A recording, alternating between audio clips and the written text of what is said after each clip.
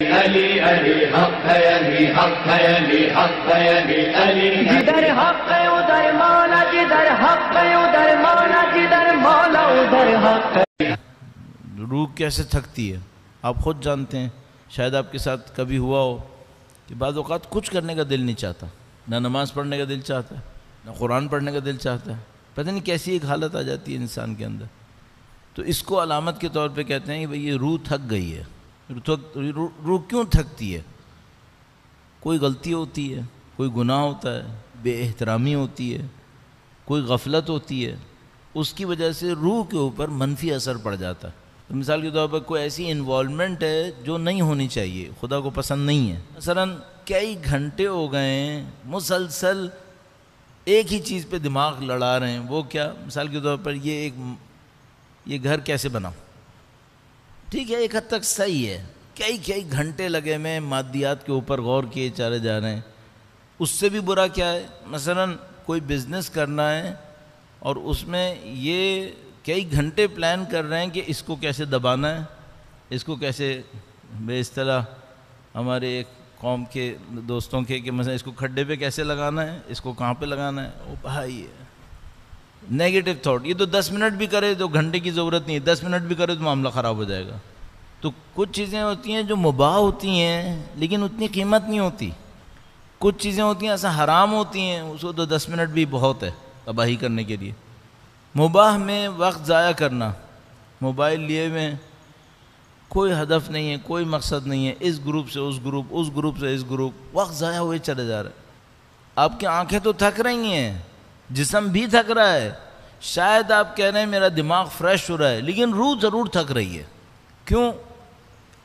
اس کو فارسی میں اور تھوڑا سا اردو میں بھی اس طرح کی ایک بات کہہ سکتے ہیں، بیہودہ کام فارسی میں اور اردو میں بھی اصل میں بیہودہ کا مطلب صرف ولگر نہیں ہوتا، بیہودہ کا مطلب ہوتا ہے بے مقصد کام، جو شان میں نہیں ہے انسان کے۔ بیہودہ کا مطلب ہوتا ہے شان نہیں ہے انسان کی، بے ہدف ایک کام میں جس کی کوئی حیثیت نہیں ہے، آپ اپنی زندگی کے وقت لگائے جا رہے ہیں، یا مثلا میرے جیسے لوگ بعض اوقات ایسے کوئی کام کر رہے ہیں جن کا کوئی مقصد نہیں ہے، ہدف نہیں ہے، بلا وجہ میں ایسا کوئی ہو رہا ہے۔ اس سے کیا ہوتا ہے؟ اس سے روح تھکنا شروع ہو جاتی ہے۔ اب اگلی دفعہ جب نماز پڑھنے کھڑے ہوں گے نا، آپ اس کا اثر مشاہدہ کریں گے، وہ تازگی نہیں ہے۔ اس طرح کی چیزیں بہت ہیں زندگی کے اندر۔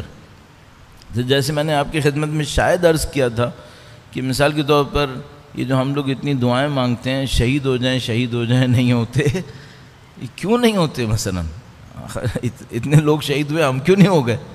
تو مثلا ایک وجہ حسن ظن اگر اپنے بارے میں رکھیں تو ہم یہ کہیں گے خدا ہم سے کوئی کام لینا چاہتا ہے، کہہ لو ٹھیک ہے، لیکن ایک وجہ کیا ہوتی ہے؟ چھوٹے چھوٹے کچھ ایسی غلطیاں کر دیتے ہیں جو شہادت کو دیر کر دیتی ہیں، دیر ہو جاتی ہے شہادت۔ ایک غلط نظر کہیں پہ پڑ گئی، شہادت دیر ہو گئی، موقع آتے آتے چلا گیا۔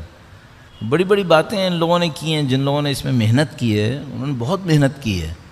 تو مثال کے طور پر یہ جو معرکے ہوئے اسلام کے لیے، حتیٰ بی بی کے روضے کے دفاع کے لیے مختلف جگہوں کے اوپر، ان لوگوں نے مہارت حاصل کی اس معاملے کے اندر کہ شہید کون ہوتا ہے۔ تو وہ جس طرح ہم لوگ اسکول میں پہلے دن کلاس میں داخل ہوتے تھے تو بچوں کے چہرے دیکھ کے بتا دیتے تھے کہ مثلا یہ اے گریڈ لے آئے گا، یہ بی گریڈ لے آئے گا، یہ کرے گا وہ کرے گا، تو وہ لوگ پہلی دفعہ شکلیں دیکھ کے بتا دیتے تھے کہ یہ تو شہید ہونے والا ہے، یہ نہیں ہوگا، یہ پڑا رہے گا۔ تو وہ لوگ کیا کرتے تھے؟ وہ یہ دیکھتے تھے جس کے اندر بندگی زیادہ ہے، غلطیاں نہیں کرتا ہے، مشتاق ہے کہ رسک لے گا، تو وہ کہتے تھے یہ اتنی توفیقات لے کر آیا ہے، یہ شہید ہو جائے گا۔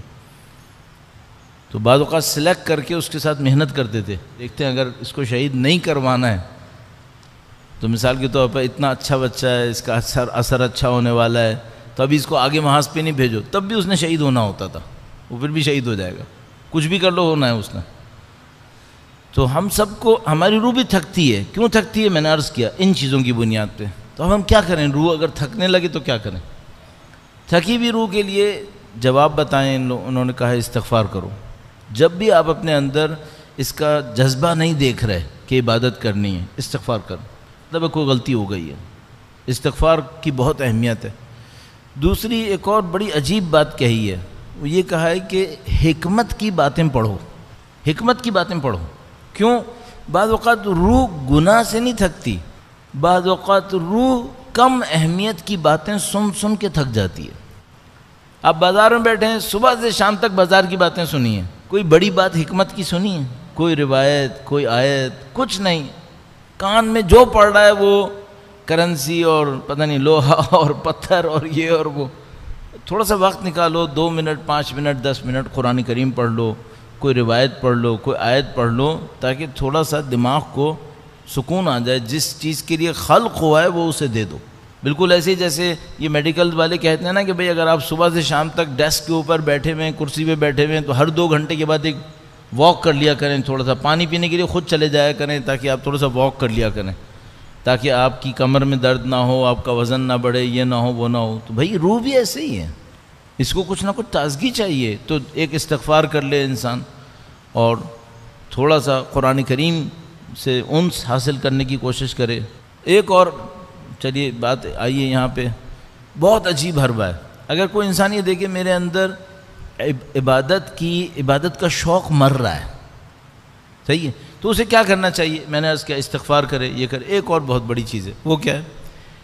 کسی کے کام آ جاؤ, کسی کے کام آ جاؤ. کوئی مشکل میں ہے, اس کی مشکل حل کر دو. یہ جتنی مخلوق ہیں اس میں کتے اور بلیاں بھی شامل ہیں, ہاں صرف انسان نہیں ہے, جانور بھی شامل ہیں, پرندے بھی شامل ہیں. یہ سب کا سب خدا کا نظام ہے, یہ سب مخلوق خدا ہیں. آپ کسی مخلوق کے کام آ گئے, سمجھ لیں آپ نے خدا کو اتنے سے حصے میں خوش کر دیا.